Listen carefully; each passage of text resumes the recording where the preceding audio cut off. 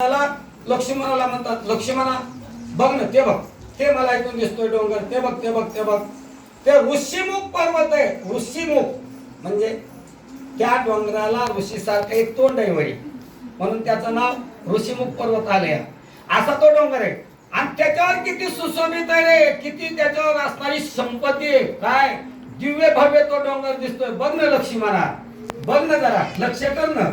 असं भगवान आणि लक्ष्मणाला ते लांबून धाकू लागलेले आहे. ऋषी यज्ञयाग केले तर या लागी ऋषीमुख याते म्हणत सूर्य वसत आहे तेजा प्रधानयुक्त भयभीत.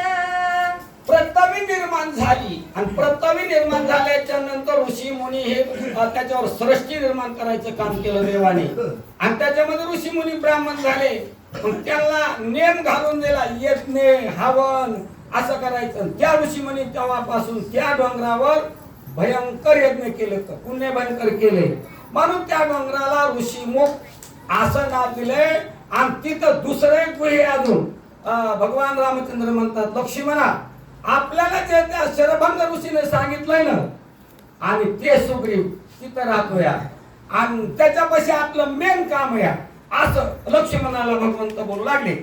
वाळी भयभीत सुग्रीवा वसे ऋषमुखांत वाळी सरुसे शाप देता नवे सामर्थ्य ते यावा. आणि तुला सांगतो त्या ऋषीमुखात का राहतो सुग्रीव? वाळी सुग्रीवाचा भाव आहे, दोघांचं भांडण लागले आणि त्याच्या भीतीमुळं त्या ऋषीमुख पर्वतात सुग्रीव राहतो. आणि त्या वाळीला तिथं येता येत नाही. त्याचं कारण त्या ऋषी मुनीने आणि त्या वाळीला शाप दिलेला आहे, तू जर ह्या प्रांतामध्ये आलास तर तुझा प्राण जळून भस्म होशील, असा त्याला शाप दिलेला आहे.